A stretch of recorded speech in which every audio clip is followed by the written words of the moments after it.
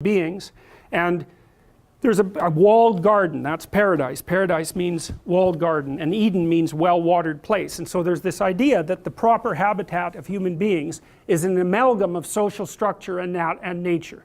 And that's exactly right, because that's what we live in, right? We never live in nature, and we never live in society. We live in an amalgam of society and nature. That's the human environment, so it's a walled garden. All right, and so it's a productive, well-watered place where we could thrive. It's safe, and it's ruled over by a father figure in this particular story. And that's like you could think about that as the spirit of civilization. That's at least one way of considering it. So, well, there's a snake in the garden, and it's there unbeknownst to God, roughly speaking. Although he knows everything, so I guess he probably knows about the snake too. And he tells Adam and Eve not to interact with it. Fine, and they do, and the snake wakes them up, right? Because when they interact with the snake, they're given a fruit that opens their eyes and makes them aware that they're naked and vulnerable, and then dooms them to work. Well, I'll tell you the whole story much later in the course, but I want to give you an overview of it now. But then there's this really strange idea that developed over the course of the development of not only Christianity but Judaism and a number of other religions that fed into the mainstream of Christian ideas, including Zoroastrianism. There's an idea that emerged across a very long period of time, that the snake in the garden was the same as Satan, the source of all evil.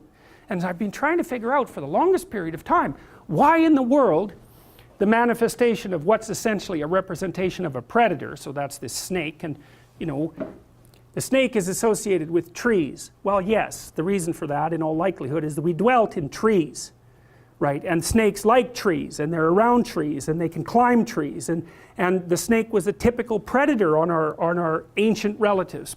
And so that's fine. So you can see that representation makes perfect sense. There's predators that lurk in the garden. Yes, obviously. If you interact with them, they wake you up. Well, they better wake you up, because if they don't wake you up when you interact with them, then you get eaten. So it's probably just as well to wake up, even though there's painful consequences associated with becoming conscious. And that manifests itself immediately in the story of Adam and Eve. But then there's this weird association. It's very undeveloped in the biblical stories that are part and parcel of this line of thinking. It was more like a consequence of a cloud of mythological stories that surrounded it. But the reason for that, I think, is that imagine that what human beings were trying to puzzle out was the nature of the predator.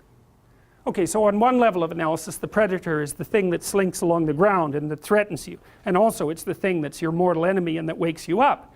But then that's one conceptualization of predator, and fair enough. You can identify it and you can take precautionary measures.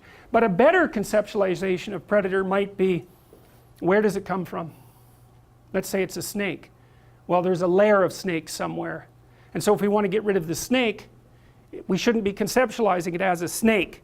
We should be conceptualizing it as one manifestation of a lair of snakes, and what we should do is go down, follow the damn snake wherever it goes, and find its lair and wipe out all of the snakes. And that's a more abstract representation, right? It's not predator anymore, it's the source of predation. And so if you want to solve the predator problem permanently, you don't kill the snake, you get rid of all the snakes. Okay, so fine. So and people are pretty damn good at that. And that's why you have stories of people like St. Patrick, who chased all the snakes out of Ireland.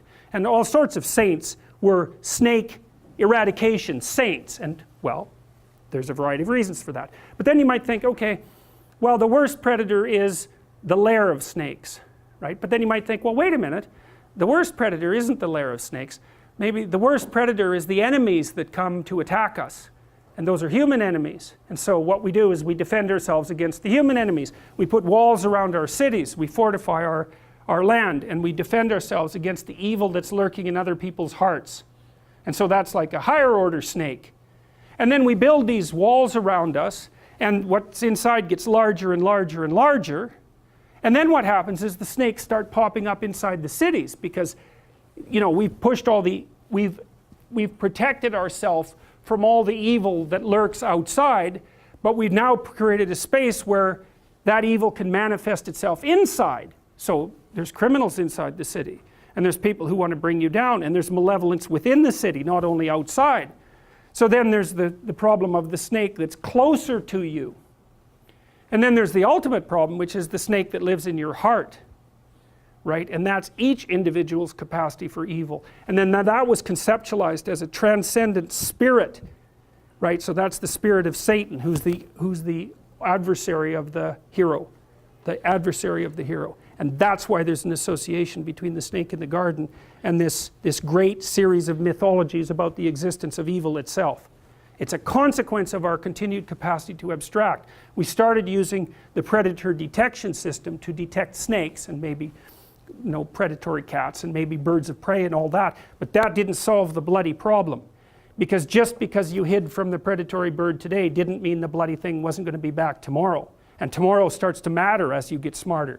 And then once you're on that pathway and you're starting to think abstractly about the predator, the nature of what constitutes the predator starts to become, because you're trying to solve it across all situations simultaneously, it starts to become very much more abstract, and it ends up being something like a personality, like an eternal personality, and an eternal personality that has its effect on everyone all the time.